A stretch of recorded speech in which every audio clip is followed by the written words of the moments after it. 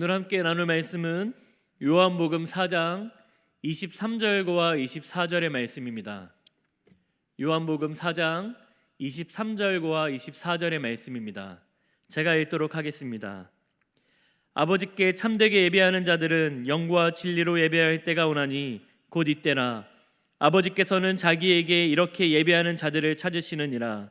하나님은 영이시니 예배하는 자가 영과 진리로 예배할지니라. 아멘. 기도하겠습니다. 하나님 감사합니다. 오늘도 예배의 자리에 나아가게 하시니 감사를 드립니다. 이 예배를 사모하는 마음으로 주님께 나아가오니 하나님 이 시간 하나님의 뜻을 발견할 수 있는 은혜를 베풀어 주옵소서. 하나님 우리의 힘과 능력으로 예배하지 않게 하시고 오직 성령의 도우심으로 주께 예배하며 나아갈 때에 하나님께 영광을 돌리며 나아갈 수 있는 이 귀한 예배의 시간 될 수 있도록 축복하여 주옵소서. 모든 영광 주님께 올려드리며 예수님의 이름으로 기도합니다. 아멘. 최근에 곤지암에서 광주에 가다 보면 눈에 띄는 건물이 하나가 있습니다. 그건 바로 스타벅스라는 건물입니다. 아마 여러분들도 삼리에 생긴 새로운 건물을 보신 분들이 계실 것입니다. 누가 봐도 저건 스타벅스구나 라고 알 만큼 누가 거기에 스타벅스가 생긴다라고 이야기하지 않고 써놓지 않는다 하더라도 누가 봐도 스타벅스라는 건물이라는 것을 알 수 있습니다. 저도 광주를 지나가다 보면 또 광주에서 곤지암으로 오다 보면 매번 그 건물을 바라보면서 와, 여기에도 스타벅스가 생기는구나 라는 생각을 계속 하곤 합니다.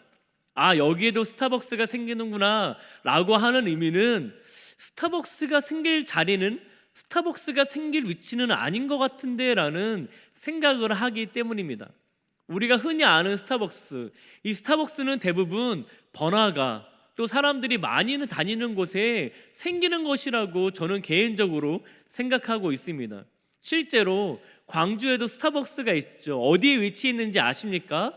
우리가 알고 있는 광주 이마트 맞은편에 정말 사람들이 많이 다니는 그 거리에 스타벅스가 있습니다. 이처럼 스타벅스라는 브랜드가 뭔가 대도시 또는 사람들이 많은 곳, 번화가 이곳에 있어야 당연하다고 생각이 드는데 저기 삼리에 갑자기 생뚱맞게 있다는 생각이 들게 된 것입니다. 그러면서 한편으로 동시에 든 생각이 무엇인지 아십니까? 저기에 사람들이 많이 몰려가겠구나. 사실 처음에는 이 스타벅스라는 건물이 생길 때 여기에 누가 올까라는 생각을 했지만 그것은 굉장히 잠시였습니다. 지금은 어느 스타벅스를 가나 여전히 사람들이 많이 있음을 알 수 있습니다. 여러분, 지금은 드라이브스루라고 해서 차를 타고 커피를 주문해서 받아가는 시스템들이 대부분 생기고 있습니다. 아마 우리가 알고 있는 이 삼리의 스타벅스도 그러한 시스템, 이 드라이브스루라고 아마 생길 것이라고 생각을 하고 있습니다. 곳곳에 이 스타벅스가 있는데 우리가 아는 이 쌍용동에도 이 스타벅스가 있고 또 신둔에서 이천 시내로 가는 방향에도 드라이브스루 스타벅스가 있습니다. 또 우리가 삼리에도 생기고 있지만 여러분들이 아실지 모르겠습니다. 초월역 옆에도 스타벅스가 세워지고 있습니다. 거기에는 12월에 오픈이라고 아주 정확하게 쓰여져 있습니다. 이처럼 곳곳에 스타벅스가 생기는 것, 사실 처음에는 스타벅스는 사람들이 있는 곳, 사람들이 많이 몰리는 곳, 대도시에 생겼습니다. 그러나 지금은 스타벅스가 생기는 곳에 사람들이 몰린다고 해도 과언이 아닙니다. 지금 코로나 시대를 보내면서 많은 카페들이나 또 식당이 문을 닫고 있음을 보고 있습니다. 그런데 초월역에도 또 삼리에도 이 스타벅스가 생기는 것을 보면서 단순히 여기에만 생기는 것이 아니라 더 많은 다양한 도시의 다양한 곳에 더 많은 스타벅스가 생기고 있을 것이라고 짐작할 수 있습니다. 여러분, 그런데 단순히 세워지고만 있는 것이 아니라 사람들은 스타벅스를 보면서, 세워지는 모습을 보면서 기대감을 갖고 있다는 것입니다. 실제로 저조차도 저 삼리를 지나가면서 야, 저기 한번 들려야 되겠다, 야, 저기에 가야지 라는 생각을 하고 있습니다. 아마 많은 젊은이들이 또한 많은 사람들이 그 길을 지나가면서 스타벅스가 세워지는 건물을 바라보면서 야, 저기 언제 오픈하지? 오픈하면 나도 가야지 라는 생각을 분명히 하고 있을 것입니다. 여러분 이런 것들을 바라보면서 야, 스타벅스의 힘이 굉장히 강하구나. 가고 싶게 만드는, 기대하게 만드는, 설레게 만드는 곳. 단순히 이 커피 전문점 그냥 그 하나뿐인데, 커피를 마실 뿐인데 그곳이 기대감을 갖게 하고 설레는 마음을 갖게 하는 것, 그것이 바로 스타벅스의 강한 힘이라고 생각을 하였습니다. 또 한 가지, 주중에 저는 야구를 중계하는 것을 TV를 통해서 보았습니다. 그런데 제가 정말 깜짝 놀랐던 것은 무엇이냐면 자리가 가득 찼다는 것입니다. 그냥 TV 중계로 보는데 중계만 보더라도 정말 빈자리를 찾아볼 수 없을 정도로 가득 찼음을 알 수 있었습니다. 자세히 알아보니까 지금은 코로나 때문에 50%만 자리를 팔 수 있게 해서 지금은 그 12,000석 정도 되는 그 자리만 팔게 되었다고 합니다. 근데 그 자리마저도 매진이 된 것이죠. 많은 사람들이 이 코로나 시대, 특별히 이 며칠간은 계속해서 100명 이상 확진자가 나오고 있고, 또 지금은 저녁에 날씨도 쌀쌀해서 추운데 굳이 그 많은 사람들이 모이는 야구장에 사람들이 가득 채웠다는 것입니다. 여러분, 저도 야구를 좋아합니다. 그래서 저도 야구장에 가는 것을 굉장히 좋아하는데, 아무래도 저는 이 교회에서 사역을 하고 있기 때문에 수요일에는 수요예배, 금요일에는 금요기도회, 또 주말에는 사역을 하고, 그러다 보니까 월요일에는 야구를 안 합니다. 그래서 제가 갈 수 있는 날은 화요일과 목요일 뿐입니다. 그러다 보니까 야구를 직접적으로 많이 가지는 못하지만 1년에 한 4-5번 정도는 야구장에 가는 것 같아요. 그런데 제가 오랜 로망이 무엇이었는지 아십니까? 가장 소망하던 것, 야구장을 가면 내 자녀들에게 야구 유니폼을 입히고 한 손에는 치킨을 들고 야구장에 입장하는 것을 날마다 상상하며 지내왔습니다. 드디어 작년에 저희 아이들, 특별히 큰애, 둘째 아이들의 이 유니폼을 사게 되었습니다. 여러분, 유니폼이 결코 싸지 않습니다. 아이들 옷이라고 해도 결코 싸지 않습니다. 너무 비싸서 진짜는 사지 못하고 이 가품을 샀는데, 이처럼 내 돈을 들여가면서까지 아이들의 유니폼을 입히면서까지 추운 날씨에도 그 야구장을 찾고자 하는 것, 그것이 바로 야구장이 가진 힘이라고 생각할 수 있습니다. 야구장을 찾는 사람들의 열정은 어마어마합니다. 여러분, 스타벅스가 세워지는 모습을 보면서, 또 야구장에 가득 찬 사람들의 모습을 보면서 이런 생각을 했습니다. 교회가 저런 능력이 있어야 하지 않을까.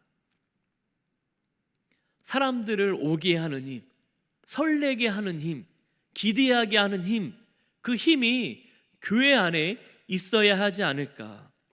스타벅스를 바라보며 설레는 마음이, 야구를 향한 사람들의 열정이 우리에게 있어야 하지 않을까라는 생각을 굉장히 많이 하게 되는 한 주였습니다.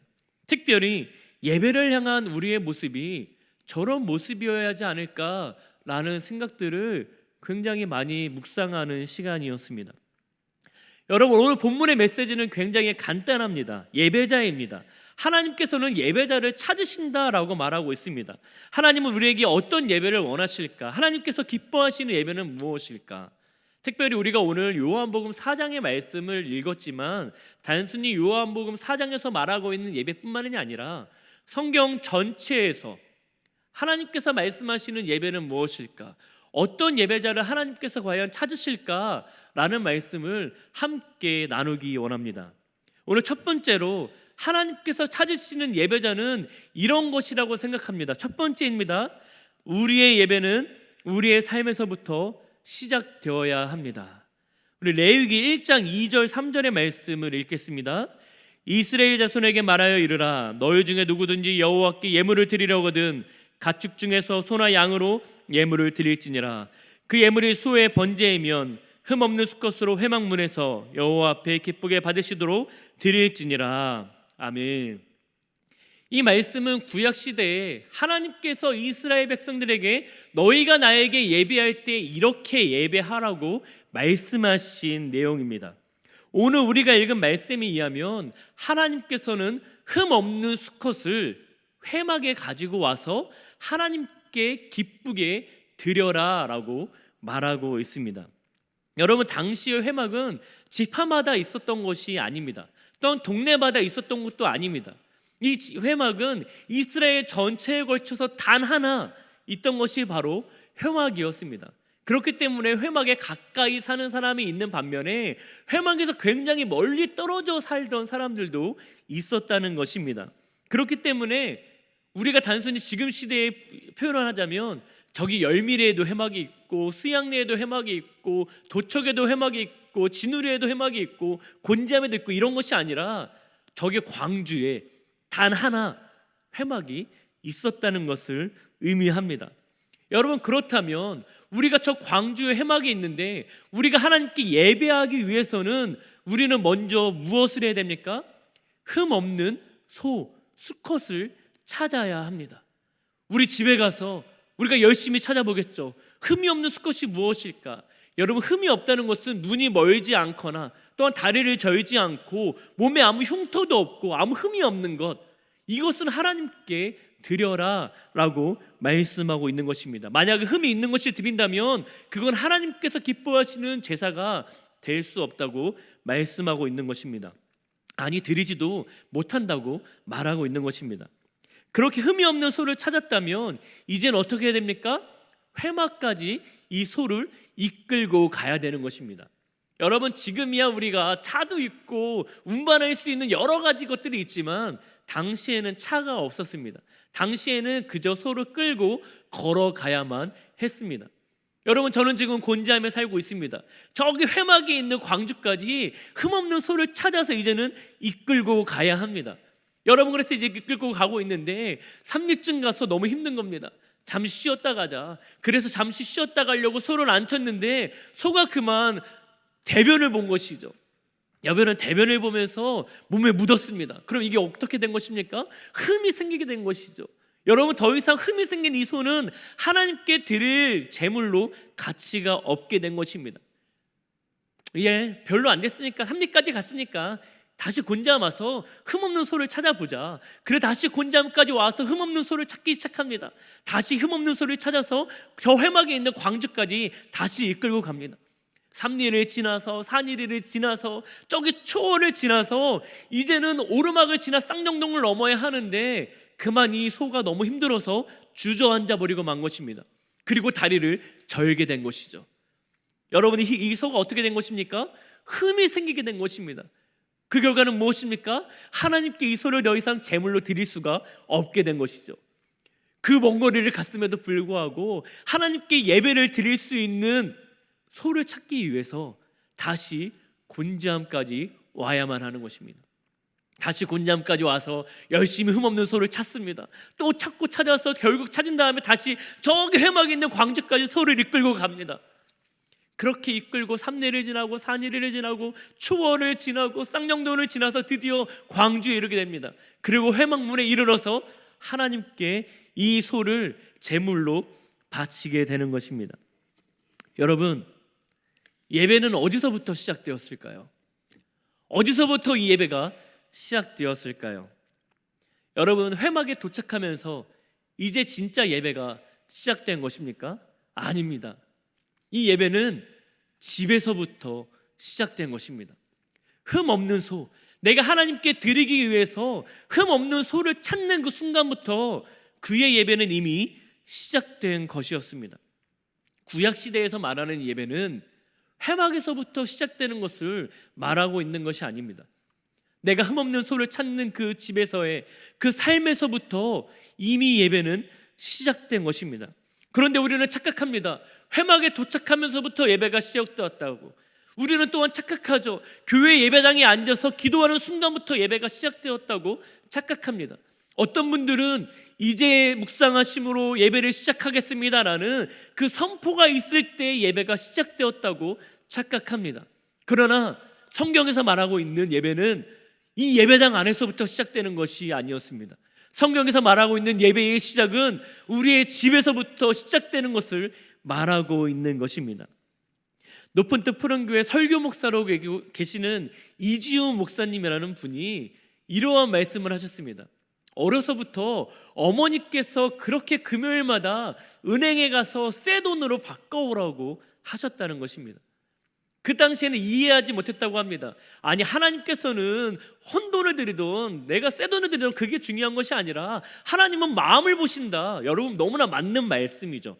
하나님께서는 새 돈이나 헌 돈이나 그게 중요한 게 아니라 액수의 크고 적음과 상관없이 하나님은 우리의 예물을, 정성껏 드리는 예물을 기뻐하십니다. 그런데 이제는 더욱더 크면서 나이가 들면서 그 목사님께서 지금은 본인이 금요일마다 은행에 간다고 하십니다. 어떤 이유로요? 새 돈을 바꾸기 위해서. 목사님은 그때 알았다고 합니다. 어머니의 예배는 금요일부터 시작되었구나. 예배는 내가 그 자리에 있다고 해서 드려지는 것이 아닙니다. 예배는 어디에서부터 드리고 있느냐에서 말하고 있고 결정되는 것이 아닙니다. 여러분, 오늘 본문에 나오는 사마리아 여인은 예배가 어디에서 드려지느냐가 굉장히 중요하다고 여겼던 사람입니다. 하나님, 예수님, 우리의 조상들은 이 산 그리심산에서 예배를 드려야 한다고 하는데 저 유대인들, 당신의 백성들은 저기 예루살렘에서 예배를 드려야 한다고 합니다. 어떤 것이 맞습니까? 그의 관심은 어디에서 예배를 드리냐가 관심이었던 것입니다. 그러나 하나님의 관심은 어디에서 예배를 드리냐가 중요한 것이 아닙니다. 어떠한 마음으로 드리냐가 하나님의 관심이 거기에 있었던 것입니다. 여러분은 어떤 태도로 지금 예배의 자리에 계십니까?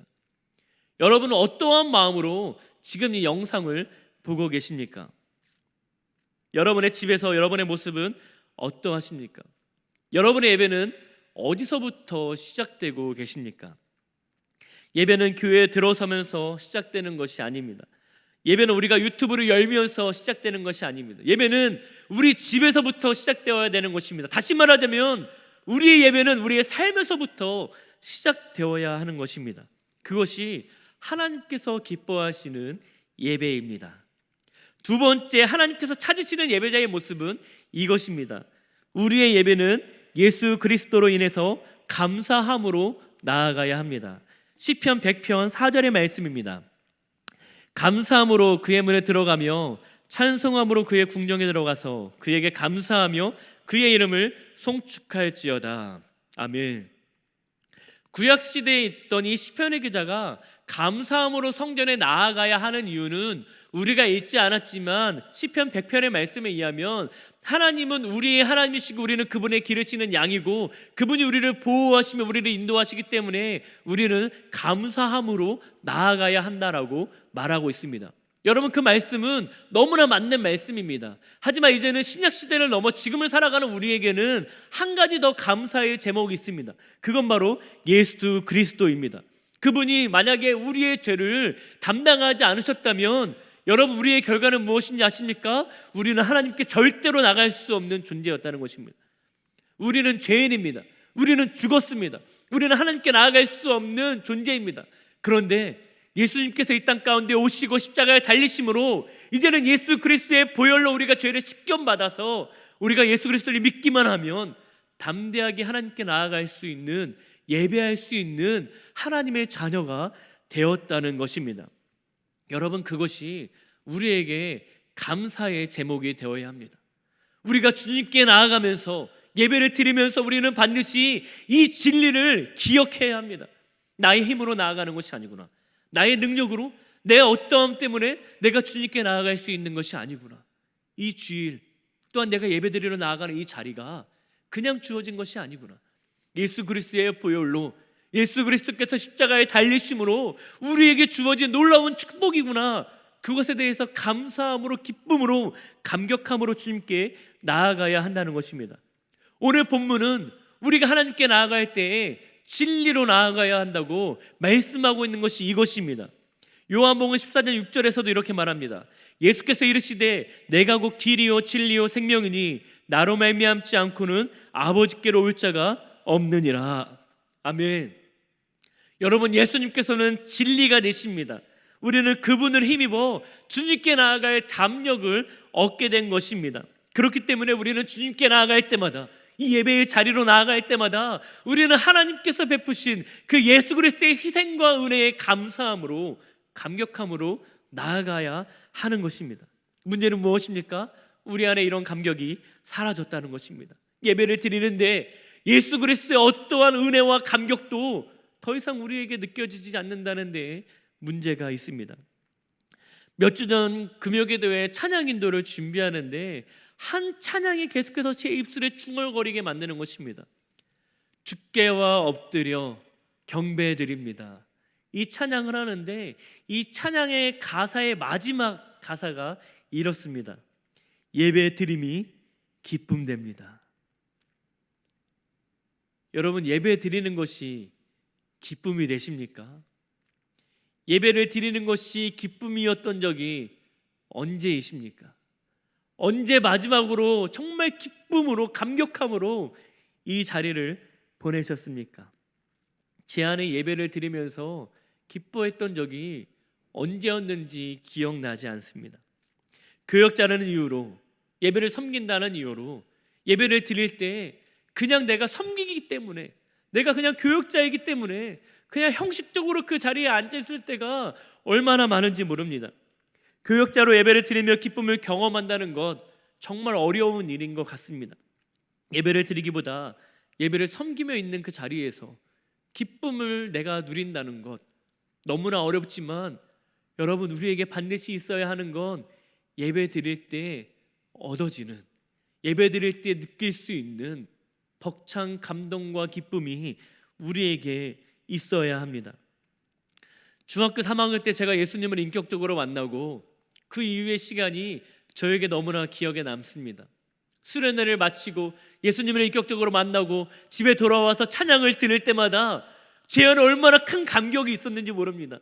찬양을 들을 때마다 내가 만난 그 예수님, 그분이 나를 위해서 십자가에 달려 돌아가신 것 때문에 내가 이렇게 예배할 수 있고 찬양할 수 있다는 것이 얼마나 감사했는지 모릅니다. 그래서 그때마다 하나님께 감사하기도 했습니다. 찬양을 들은 것뿐인데 그 찬양의 가사로 인해서 날마다 하나님께 감사함으로 나아갔던 시간들이 너무나 많이 있습니다. 그것뿐만이 아니었습니다. 내가 더 주님을 예배하고 싶었습니다. 예배 드릴 때마다 느끼는 이 기쁨이 나를 너무나 벅차게 해서 견딜 수 없는 기쁨으로 계속 예배를 찾아다녔습니다. 어느 교회에서 부흥회 한다 그러면 찾아갔습니다. 어느 곳에서 예배를 드린다 그러면, 찬양 집회를 한다 그러면 나 혼자서 중학교 3학년이었던 어린 학생이 그 예배의 자리를 찾아다녔습니다. 그리고 그 예배를 드릴 때마다 얼마나 기뻤는지 모릅니다. 하나님을 예배할 수 있는 것, 감히 내가 하나님을 예배할 수 있는 것, 그리고 그렇게 예배할 수 있도록 베풀어 주신 그 예수 그리스도의 은혜, 그 보혈 때문에 얼마나 기뻤는지. 그런데 그러한 감격이 지금은 다 사라졌습니다. 지금은 언제 내가 마지막으로 감격하면서 예배를 드렸는지 기억조차 나지 않습니다. 여러분, 우리에게 이 기쁨이 회복되어야 합니다. 이 감사함이 회복되어야 합니다. 진리 되시는 예수 그리스도께서 우리가 그분이 아니었다면 예배드릴 수 없는, 아니 예배뿐만 아니라 우리의 삶은 그냥 죽은 아무 의미 없는 삶이었을 텐데 예수님께서 십자가에 달려 돌아가심으로 우리를 구원하시고 예배의 자리로 나아갈 수 있게 하신 그 하나님의 은혜, 그 예수 그리스도의 은혜를 날마다 기억하며 감사함으로 기쁨으로 주님께 나아가야 합니다. 마치 스타벅스에서 커피를 마시고 책을 읽으며 느끼는 기쁨이, 야구장에서 좋아하는 팀을 응원하며 함께 즐거워하는 그 기쁨이 예배드리는 우리 모두에게 있기를 원합니다. 그 기쁨과 감사의 근원은 바로 예수 그리스도이십니다. 세 번째로 하나님께서 찾으시는 예배자의 모습은 이것입니다. 우리의 예배는 성령의 도우심이 없이는 불가능한 것임을 인정해야 합니다. 오늘 본문 23절의 말씀을 함께 읽겠습니다. 아버지께 참되게 예배하는 자들은 영과 진리로 예배할 때가 오나니 곧 이때라. 아버지께서는 자기에게 이렇게 예배하는 자들을 찾으시느니라. 아멘. 오늘 본문은 우리에게 진리로 예배하는 것과 동시에 영으로 예배할 것을 말하고 있습니다.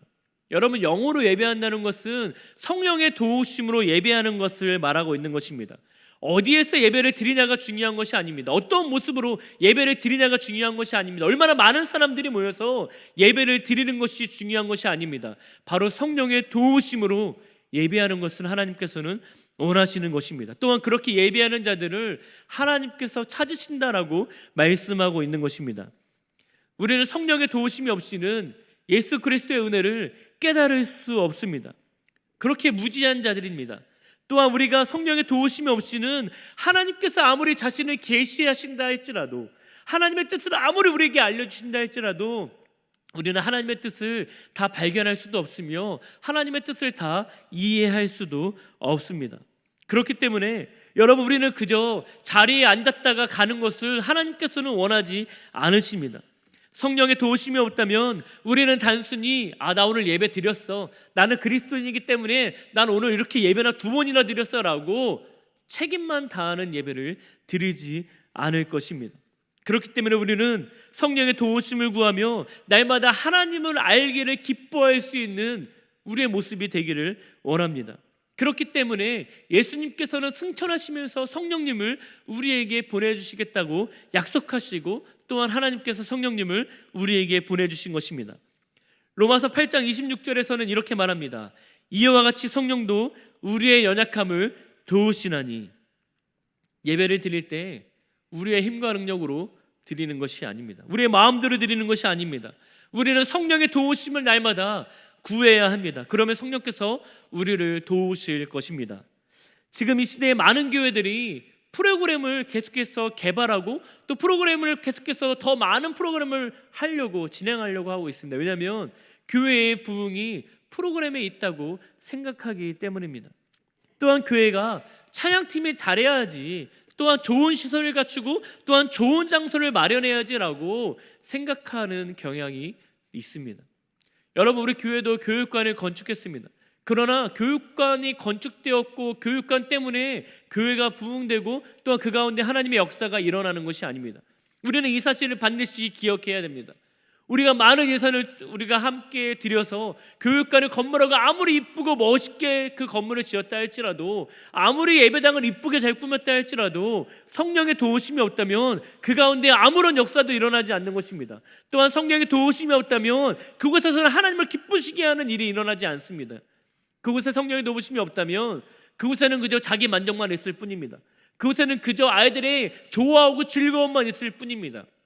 그러나 우리는 성전을 건축하면서 교육관을 건축하면서 우리의 만족과 그저 우리가 좋은 장소에서 예배드리려고 그것을 건축한 것이 아닙니다.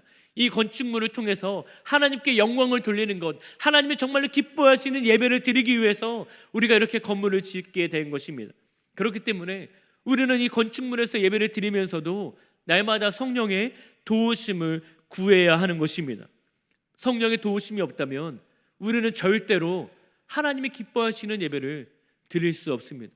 성령의 도우심이 없다면 우리는 하나님께서 찾으시는 예배자가 절대로 될 수 없습니다. 그것은 불가능한 일입니다. 그렇기 때문에 우리 날마다 예배 가운데 성령의 도우심을 구해야 합니다. 마지막으로 하나님께서 찾으시는 예배자의 모습은 이것입니다. 우리의 예배는 우리의 삶까지 이어져야 합니다. 로마서 12장 1절의 말씀입니다. 그러므로 형제들아, 내가 하나님의 모든 자비하심으로 너희를 권하노니 너희 몸을 하나님이 기뻐하시는 거룩한 산 제물로 드리라. 이는 너희가 드릴 영적 예배니라. 아멘. 여러분, 우리가 정말 흠이 없는 소를 찾아서 회막까지 데리고 나와서 또 우리가 금요일 날 우리가 삶에서 예배를 준비해서 주님께 나아가 성령의 도우심으로 예배를 드리고 거기서 끝나는 것을 하나님은 원하지 않습니다. 우리가 성령의 도우심으로 하나님을 예배했다면 이제는 우리의 삶에서 하나님을 예배해야 하는 것입니다. 그것을 하나님께서 진짜 예배다, 영적 예배다라고 말씀하고 있는 것입니다. 여러분, 첫째로 하나님께서 찾으시는 예배자의 모습을 기억하십니까? 우리의 삶에서부터 시작되는 예배. 그런데 이 예배는 우리의 삶에서 시작되었다면 우리의 삶에서 끝나야 하는 것, 그것이 바로 하나님께서 원하시는 예배입니다. 예수 그리스도의 보혈에 또한 그 은혜에 감사함으로 기쁨으로 하나님께 나아가는 예배, 그리고 성령의 도우심으로 우리가 하나님을 아는 예배, 그래서 우리가 삶에서 하나님께 영광을 돌리는 예배, 그것을 하나님께서 원하신 것입니다. 여러분, 로마서 12장 2절에서 말하고 있는 하나님의 선하시고 기뻐하시고 온전한 뜻이 무엇인지 분별하라, 그것이 바로 우리가 드릴 수 있는 영적 예배다라고 말하는 것. 어떻게 그것이 가능합니까? 성령 안에서 드리는 예배가 우리 안에 드려질 때 가능하게 되는 것입니다. 앞서 말씀드렸던 것처럼 우리가 성령으로 예배할 때 우리는 하나님의 뜻을 발견하게 됩니다. 우리가 성령으로 예배할 때 하나님의 선하시고 기뻐하시고 온전하신 뜻이 무엇인지 우리는 알게 되는 것입니다. 왜냐하면 예배는 하나님과의 만남이기 때문입니다. 예배는 단순히 은혜를 받기 위해서 드려지는 것이 아닙니다. 예배는 단순히 내가 어떠한 문제가 해결되기 위해서 받는 것이 아닙니다. 예배는 단순히 내가 어떤 직분을 가졌기 때문에 그냥 드려지는 것이 아닙니다. 예배를 통해서 우리는 하나님을 만나야 합니다. 성령의 도우심으로 나아갈 때 이러한 역사가 일어날 수 있는 것입니다. 그래서 우리는 성령의 도우심으로 주께 나아갈 때에 하나님과의 깊은 만남 속에서 하나님이 어떤 분이신지, 하나님이 무엇을 좋아하시는 분이신지, 하나님의 뜻이 무엇인지 발견하게 되어서 그 모든 말씀으로써 우리의 삶을 살아낼 수 있게 되는 것입니다. 그것이 바로 거룩한 우리 삶에서 드려지는 영적 예배라는 것입니다. 그러한 영적 예배가 우리의 삶에 드려지기를 간절히 원합니다. 오늘 말씀을 한 문장으로 말씀드린다면 이렇게 말씀드릴 수 있습니다. 하나님께서 찾으시는 예배자는 삶에서 시작해서 삶으로 끝나는 예배를 드리는 자입니다. 이러한 예배자가 이 영상을 보고 계시는 모든 분들과 특별히 곤지암교회와 한국교회와 이 땅의 모든 그리스도인들이 이러한 예배자가 되기를 간절히 기도합니다. 기도하겠습니다. 하나님, 우리 안에 하나님이 찾으시는 예배자가 되게 하여 주옵소서. 단순히 우리의 어떠함과 우리의 능력과 우리의 힘으로 예배를 드리는 것이 아니라 우리의 삶에서 예배가 시작되어서 또한 예수 그리스도의 보혈을 의지함으로 또한 성령의 도우심을 구하며 예배를 드리게 하셔서 그 예배 가운데 하나님과의 깊은 만남이 있고 하나님의 뜻을 발견하여 그 뜻을 가지고 하나님의 기뻐하시고 선하신 뜻대로 살아갈 수 있는 우리의 삶이 되게 하여 주옵소서. 그래서 우리의 예배가 우리의 삶에서 시작되어서 우리의 삶에서 끝나게 되는 놀라운 역사가 우리의 삶에 있도록 은혜를 베풀어 주옵소서. 하나님, 간절히 원하는 건 우리가 예배를 드릴 때마다 처음 주님을 만났을 때의 그 기쁨이 회복되게 하여 주옵소서. 억지로나 인색함으로 드려지는 예배가 아니라 기쁨과 감사함으로 드려지는 우리의 예배가 되게 하셔서 하나님이 기뻐하시는, 하나님이 찾으시는 예배자가 될 수 있도록 주님 우리를 축복하여 주옵소서. 우리를 그렇게 사용하시고 우리의 예배를 통하여 영광 받으실 주님을 찬양합니다. 감사드리며 예수님의 이름으로 기도합니다. 아멘.